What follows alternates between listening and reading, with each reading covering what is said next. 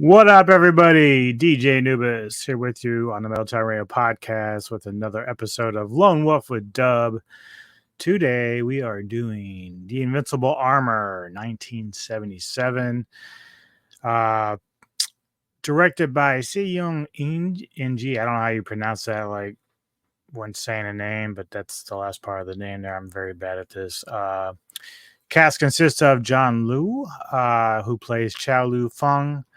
Jeong Lee Hwang as Mr. Chang, who also appeared in some of my other favorite movies, Snake and Eagle Shadow, 36 Deadly Styles, and Drunken Master. Tino Wong, who plays Shen Yu. Also have Hoi Sang Lee, who plays Hugh Long. And he's also appeared for him in 36 Chamber of Shaolin, The Last Hurrah of Chivalry. So those are some other favorite films of mine as well.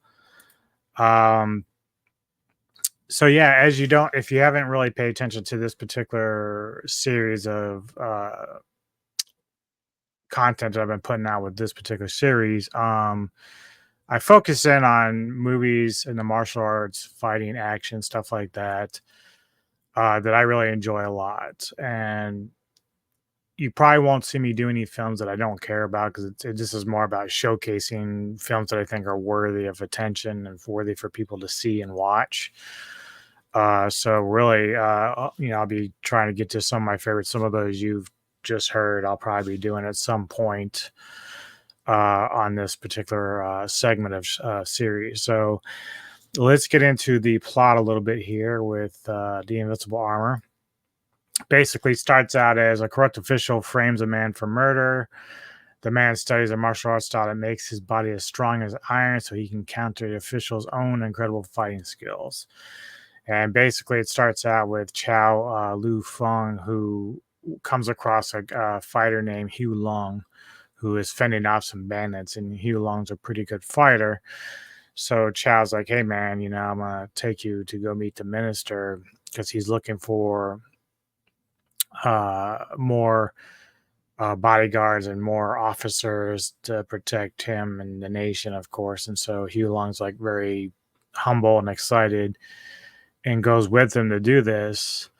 And then he comes, when they get there, he meets the minister of, it's not really a minister, but he's like the royal security for the minister. So he's like the number one guy who protects the minister. And so the royal security guy is like, well, let's do some sparring, let's see how good you are, just to make sure that, we seem to really like you, but let's just test it out. And so they're battling back and forth, and the royal security guy is very good. He's kind of getting the better of Hugh Long. And then of course, hey, we're gonna take a break, because the royal security didn't want to kill him or anything. So he's like, hey, let's chill. And then Hugh Long out of nowhere brandishes a knife and stabs the guy, killing him. And then this way leads Chow to run to the royal security guy's aid, and he gets kind of the blood on him and everything. This is when some of the other royal guard comes in, believing that Chow just assassinated the royal security guy while Hugh Long left. So they tried to arrest Chow Lu Feng, but he, gets away, and he's on a mission now to go find Hugh Long so he can clear his name. And so this leads the Minister of State, Chang, who's like the head guy, to summon his best enforcer in Shang Lu. And Shang Lu is tasked to go find Chow Lu Feng and bring him to justice. And of course, at the time, only we, the viewer, know it, but the minister is, he's sort of responsible. He's the guy behind the curtain pulling the strings. He's the one that set the assassination. He's got ulterior motives. So while Shang Lu is his best enforcer, he's also sending in other random guys to follow Shang Lu so they can try to kill Chow Lu Feng before he can say anything or find the actual assassin.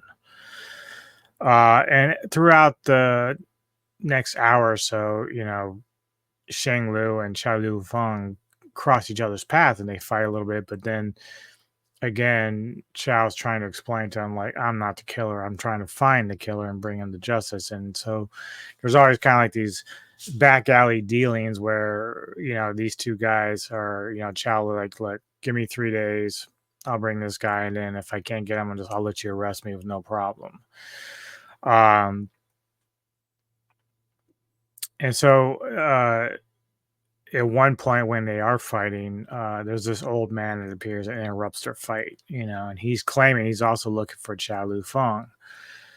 And so it's later revealed that the old man is actually the teacher of Lu Hong, the assassin. And so we're finding that he has to confront his student, about why he killed the royal security guy. And so Lu Hong tells his teachers, like, dude, the minister paid me to do it. He said he has a spot for me on his crew if I can, kill the royal security guy. And so eventually they try to set a trap. So the old man and his student are going to try to set a trap for the minister. And both of them know each other. I can't remember if they're brothers or not, or just very close at one point, but clearly they start fighting. And so, the teacher's trying to figure the weak spot of the iron armor, which the minister has. He's the master of the eagle claw and iron armor techniques. And so it's sort of like, if you remember Toad from the Five Deadly Venoms, he has like one little weak spot that you have to find. This is a similar thing. So the old man is like, basically, as they're fighting, he's like testing certain spots, trying to find a spot. And of course, Chang's kind of laughing. He's like, you're never going to find it.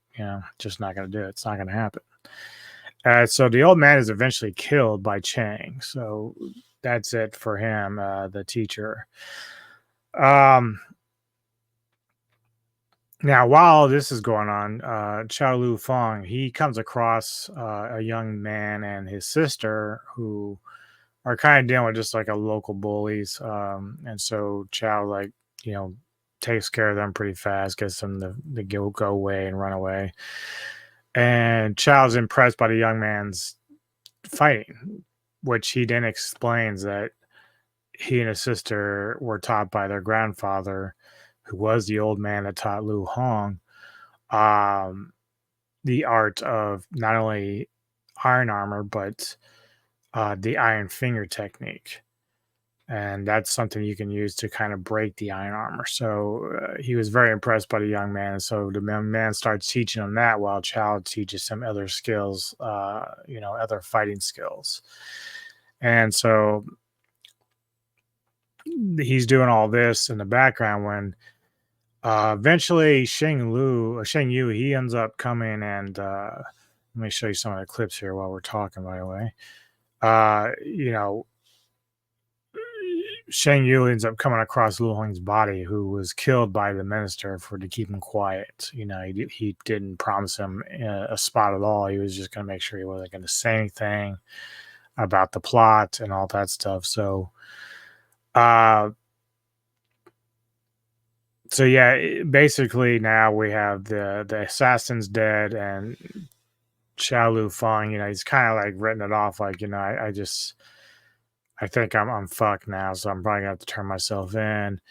But Shen Yu, when he discovered the body, discovered that Hu Long had a talisman of sorts that belonged to the minister. So this kind of gave away Shen Yu the idea that the minister is involved in this plot and the killing of the assassin. So when he first goes to confront the minister, he's kind of like just getting the feel for what's going on, and the minister is playing dumb. So you can see here, this is where the old teacher and Chang are fighting. This is where he kills him and destroys him, basically. Or is this where he's testing the armor? Yeah, this is where he's just testing the armor. So he can't find a weak spot.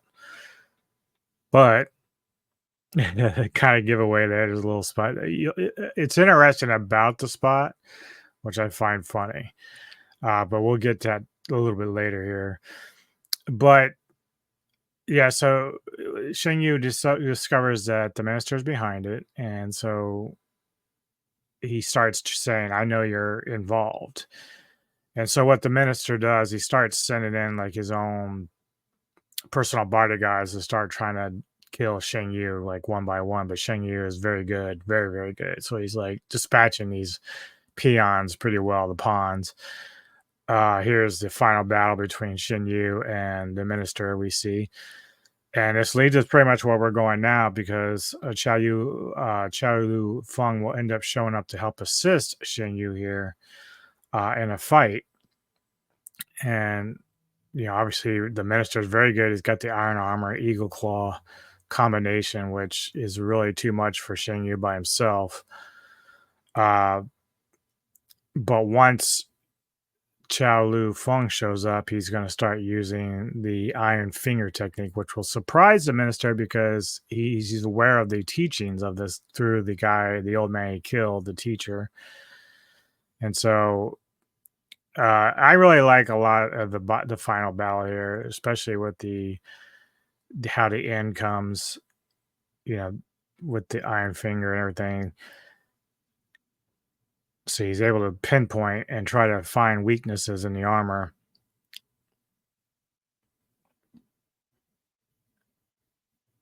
He's all shocked now.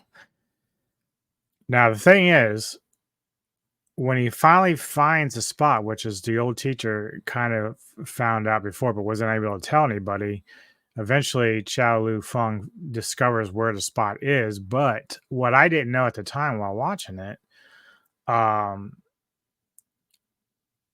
actually, I kind of want to wait for the end here just to get there because it's easier to. Here we go. See, he thought it was initially in the armpits because he was guarding it. So it was either armpits or the crotch or the throat. And it's not the throat. Now he's hiding.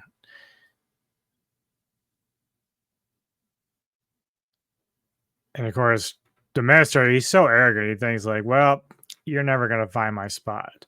So I didn't show all of it there. But here's the basic point of this. He ends up finding a spot in the crotch, but somehow, some way, the minister was able to retract his testicles to the point that, like, even if you grabbed it, like one time, Chao Lu Feng grabs the crotch and doesn't do anything. Like there's still armor there. So I didn't really realize that he was able to retract them in that way. But what the iron finger does is when he hits him in the back with it, it makes him drop his testicles, to which then he can come around and grab him again and crush him like eggs. And I say eggs because if you watch the movie, there's a bit of symbolism in there as he's learning the iron finger technique. So that will make sense. But yeah, man, like this film was a lot of fun. The minute I saw it on Tubi, I bought it. I do this a lot whenever I find like movies I hadn't seen before on Tubi. Tubi's really good for both horror films and martial arts stuff that you just maybe have not come across. And so bought the film right off the bat, really enjoyed it. If I had to give it a rating, I'd probably give it a 9 out of 10.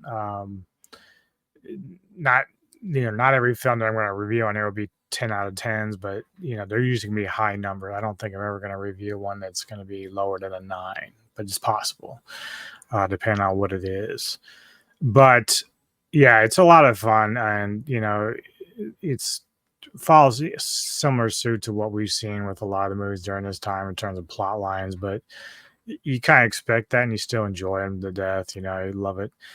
But highly recommended from me for you guys to check out. I think it might be on Tubi right now still. I don't know. I have to double check, but it's called The Invincible Armor, man, 1977. And so check it out. Highly recommended by Anubis. And I'll see you next time on Metal Radio Podcast.